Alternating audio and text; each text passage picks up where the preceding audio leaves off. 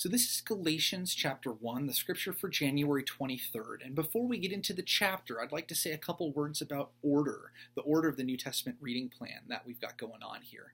So we started with Mark, and now we're going to Galatians. And Mark is not the first book in the New Testament, and Galatians doesn't come right after Mark. So some of you might be wondering, why are we going to Galatians next? Well, first, I wanted to spread out the Gospels throughout the whole year so that the story of Jesus is never too far from us. I want us to have constant reminders about this cornerstone of our faith, which is the life, death, and resurrection of Jesus Christ, God's Son. Mark establishes that pretty clearly and pretty directly, so I wanted to start with Mark. It's a good gospel to start with because it doesn't have a lot of parables that need to be parsed. It doesn't have a whole lot of specialized vocabulary that some of the other gospels do, and so it's pretty clean, and it's the quickest gospel.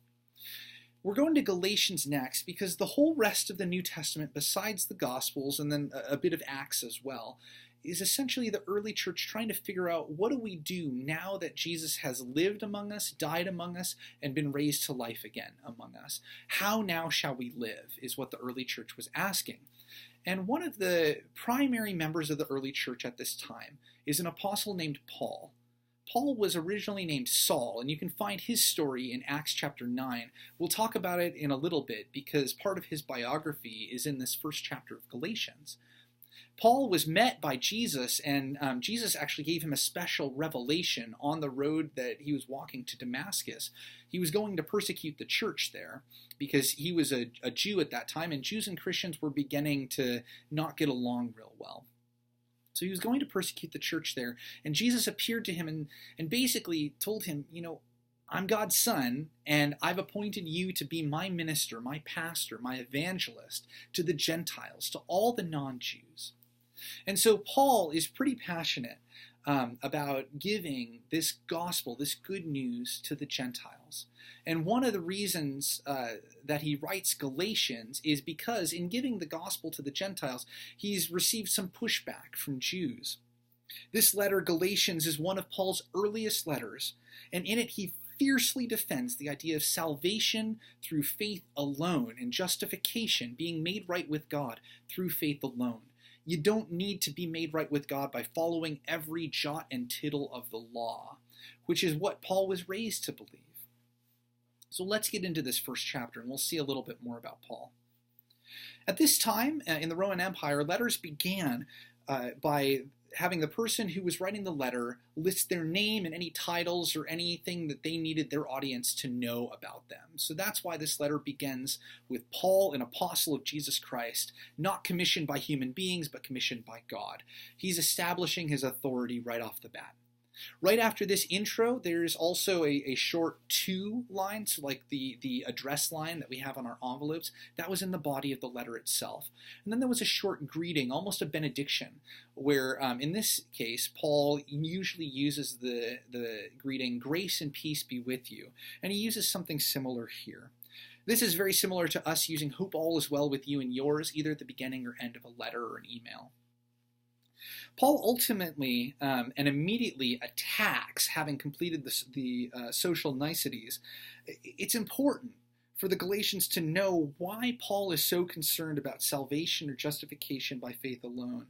Because I think that at face value, if I say justification by faith, that seems to be kind of an ethereal concept, way up there and not really grounded in our everyday life. Because ultimately, if you believe something, you're going to live as if you believed it, and that means you're going to follow God's commands if you believe that God is important. So because it seems to have kind of no practical use, Paul insists instead that his reception of the gospel, because it came completely independently of the law, instead, God chose him to proclaim the acts of Jesus to the Gentiles, that because of this, which flies in the face of all Jewish law, it's important that all Christians understand that it's not by acts of the law that you're saved. It's not by legal righteousness.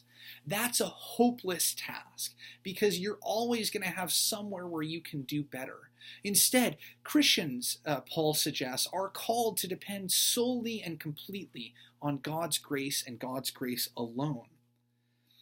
See, the Jewish law led to Jesus' execution as a criminal. The Jewish law would refuse to allow Jews to go and evangelize to Gentiles.